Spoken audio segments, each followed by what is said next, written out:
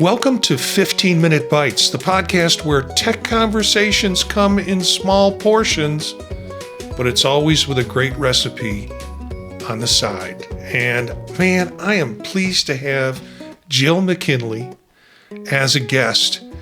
And Jill, first of all, is like one of the most talented people I know, one of the most together person I know in terms of herself and the work that she does.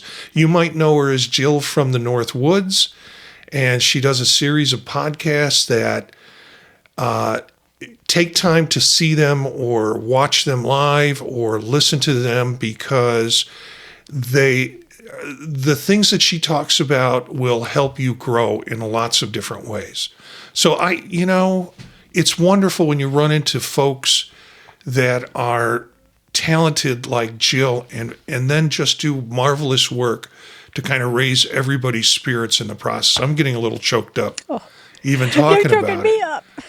You know, Jill and I met at Macstock through Allison Sheridan because we were both castaways, I think, at the time, and watching her show and her live show. And so our first meeting, I think, was a meal sitting around the table, one of the lunches. And she's been back to Macstock since and has presented and done some marvelous work there. And then just grew kind of in her own podcasting and video casting process. So you need to check out Jill from the Northwoods. I put in jillfromthenorthwoods.com and then it redirects it. But jillfromthenorthwoods.com will get you to her homepage to be able to see the different podcasts that she does. So Jill, what are you into now tech-wise? Anything new? Well, tech-wise, I've been trying to basically create Notion. I just got into agentic AI with Notion AI and having it fill out my database for my podcast. So I have 4 podcasts and I have transcripts, and I would love, to get them all in there so that I could say, did I ever write a book about or write a podcast about Dan Pink? Or how many times did I talk about creating a checklist or forming a budget?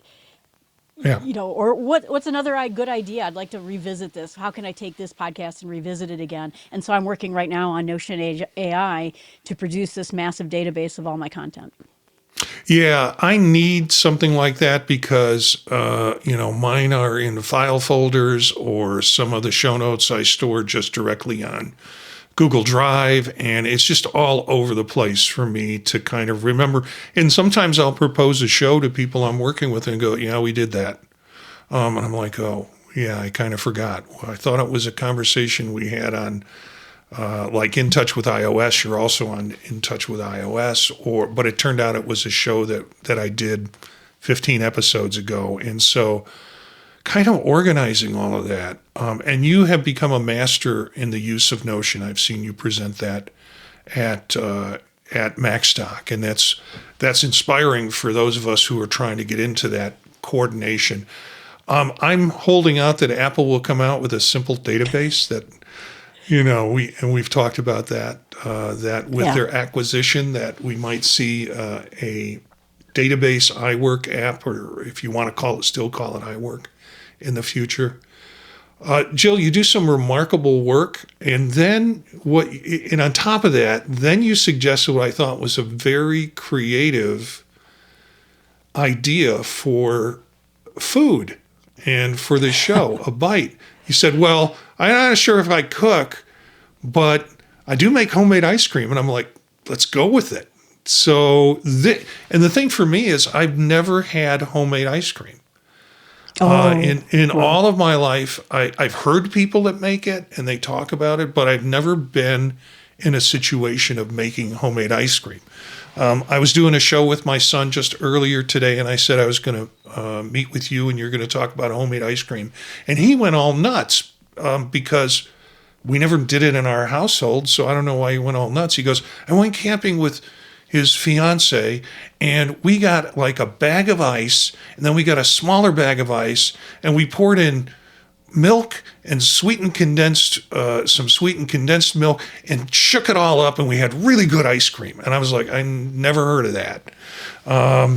You've got a system here. And again, all of this will be published in the show notes for the video and also for the audio portion of this as a podcast. So why don't you talk a little bit about it? I have what you sent up on screen for those who are watching, but fill us in on your history with homemade ice cream.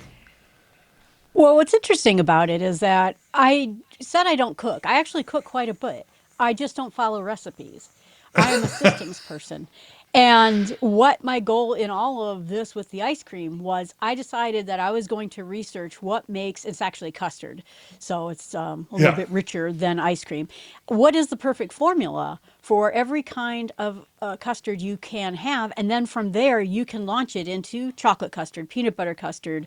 You eggnog custard. You just need to learn the formula. And so I spent years looking through cookbooks and trying to figure out what exactly is the right proportion of everything, while also not making it too unhealthy. I mean, it's going to be unhealthy, but how far can I reduce the sugar so it's not so sugary, that kind of thing. And I came up with this formula on my own, based on, like I said, many, many different cookbooks and other people's pieces on it. And then decided for Christmas for my team to write this up in a cookbook for them as a gift, because I work for a California hospital and I can't go there and give them a Christmas gift. So I prepared this for them, and then I also now got it into a better format. But the idea is that once you learn this pattern, you can make any kind of ice cream you darn near want to. There's no recipe book there. You just know this pattern, and this is the basis of every form of custard. This is what I find interesting. What you just said was that you kind of take it from a systems approach. Your approach and then my approach to cooking is, I'm a chemist. I mean, I was trained sort of at an undergraduate as a chemist standpoint. So I cook like I'm cooking chemistry. And it's like, what do I want to mix in here? What do I want to do there?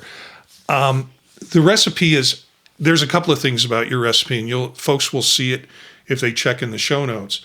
I want to say it's long. It's longer than what people have submitted so far in this show, but you have all these different variations. First of all, cooking with custard, and cooking with eggs with custard and doing it safely. I think you described that very well. I've had custard ice cream and I've had regular kind of milk-based ice cream, and you do a wonderful job of saying, hey, you can't just throw the yolks in there and whip them up. You've got to get them to a particular temperature. And is that, and not turn them into scrambled eggs, as you say in there. Is that like a health purpose to get it up to, I think it was 180 or something 180 degrees Fahrenheit, and slowly get it there? Okay. Yes, so, that's absolutely right. I have done my fair share of straining out 4 eggs of scrambled eggs. And you get it. That's the hardest part of this whole process, is to get that egg part right. But you want to cook it to at least 180 for the 2 minutes, so that you don't, potentially get any sort of a food poisoning kind of thing. But once you get good at it, you know how to do it. Yeah. Yeah. And then just outside of the basic recipe that you have a variety of alternatives, like how to make chocolate custard ice cream, and how you can do that with different combinations, including the cocoa powder and sugar.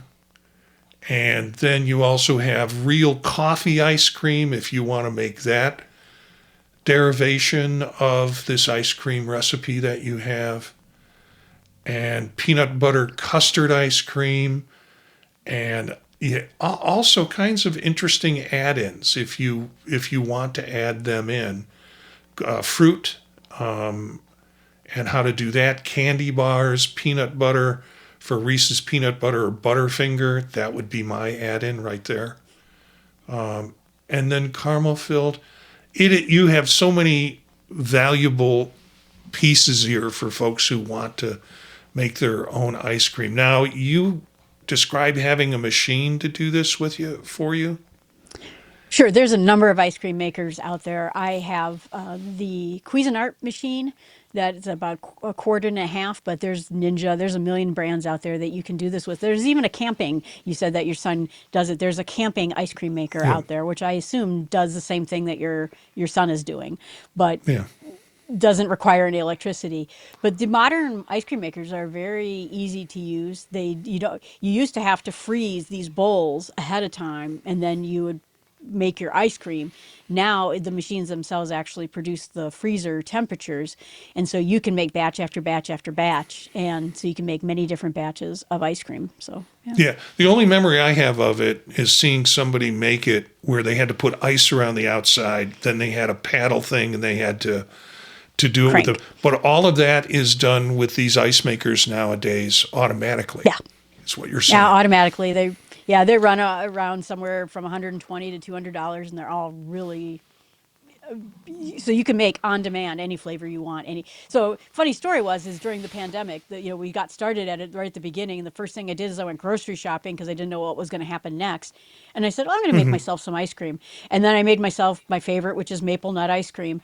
And then I said, Jill, you are not sitting there however long this thing lasts and sitting here and eating ice cream. And that was the last time I made it because I was too afraid. I would just sit there for the next whatever years and eat ice cream. So When you say maple nut, it triggers something inside of me because we used to vacation in northern Wisconsin, northeastern Wisconsin, Shawano, Green Bay, and going to, maple nut was a flavor that you saw in Chicago, in northern Wisconsin that you often didn't see in Chicago.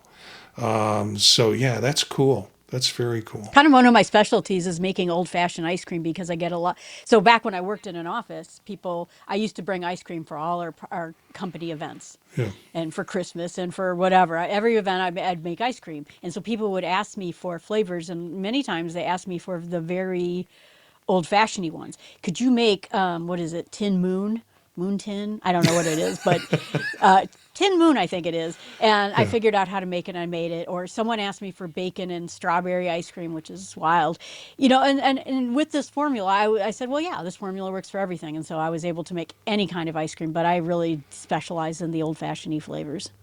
So I think you have to adjust and say you are a cook because with all these people, with people throwing you different challenges, you're using your head, you're combining the ingredients as you need to combine them, and you're cooking and coming out with a product that's different than any other product that you might have made before. So yeah, that's Right. that's cooking. So Yeah. I'm about keeping this. So the problem is the same problem you would have faced during COVID. And now I'm really tempted. I think I'm going to go buy an ice cream maker and have it delivered because I'm used to buying those half gallons and scooping them out, and then they sit there. How does this hold up in terms of storage or keep? It's after a while of testing it, is that you have to freeze it, and you have to freeze it right away or you'll start getting ice crystals on it. Some of the problems with the modern freezers is that they're self-defrosting freezers, Yeah. which means it's constantly in the state of going a lower temperature, and then it dehumidifies it, and then it raises the temperature back up. And that is kind of detrimental to ice cream. So I have a chest freezer, one of those old fashioned, Yeah. chest freezers, and I find that if I seal them up airtight and put them in that chest freezer, they work out the best. But part of it is that you can also make sure that you churn it, and if you freeze it right away and you follow the formula, it tends to stay very scoopable for longer. And I even went out and bought quart and a half containers so that Yeah. it is exactly the size of that ice cream, and that tends to help too because it doesn't have such a big air gap in it when you put it in a bigger container. So when it comes out of the machine, is it ready to eat or is it too soft Yeah. and you have to freeze it? Oh, people And say that's you have to put it in the freezer for 4 hours, but you don't have to. You can eat it right away. wow. Now, I mean, and I encourage folks to check out the show notes because there is all sorts of inspiration around creating ice cream in the show notes. So I would like to like to really encourage folks to take a look at that. We will have that again in the show notes of the audio and the video portion, if you're whichever one you're looking at. We're about running out of time. Is there anything else you want to say about ice cream? No, it's one of those really easy things. I put one recipe that's very difficult in there, but for the most part, it's a very easy process. You get something exactly how you want it. I can't go back now and eat maple nut ice cream in the containers anymore because I Yeah. know I can make much better.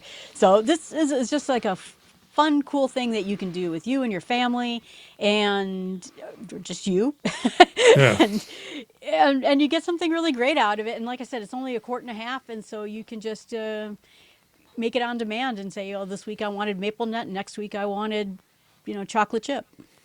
Yeah, my wife has two flavors. She has vanilla and occasionally strawberry. And I'm not a strawberry ice cream eater, but I would be willing to take a shot at making a strawberry ice cream for her this way. So before we go, remind us where folks can find you and the different kinds of projects that you're in and working on. Be happy to have you give you an opportunity to share a little more about this. Gotcha. You're right. Right now, I'm working on my website. I changed web hosting host, so it redirects to Canva right now.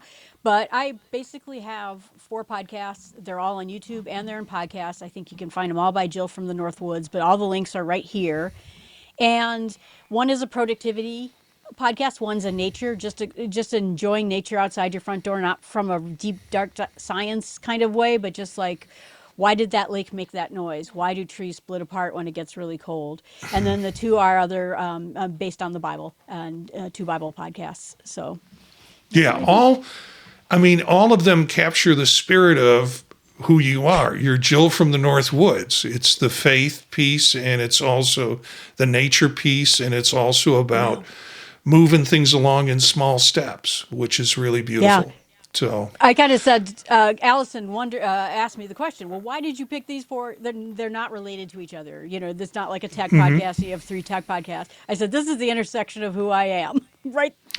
These 3 things are who I am. yeah, I think that becomes part of a branding, which I think is important, that people are not just hearing your podcast, but they're getting a sense of who you are. I mean, this podcast itself came out of a discussion that we're having in a message app, and I said, why don't we do a podcast on this? Because you techies seem to talk a lot about food, so it's just something that happens. So I really want to Well, thank you you seem for like doing. an eclectic guy too. Yeah, eclectic a in your little bit too. places.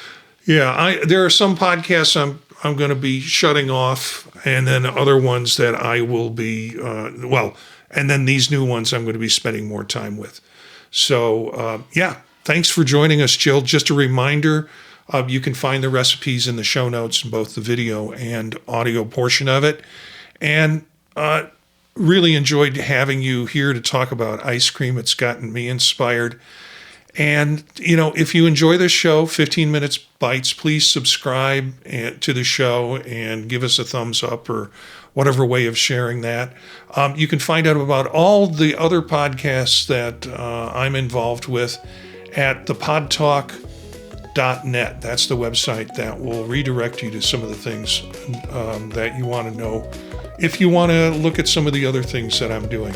Until next time, keep experimenting, keep cooking, and remember, good ideas often start at the table.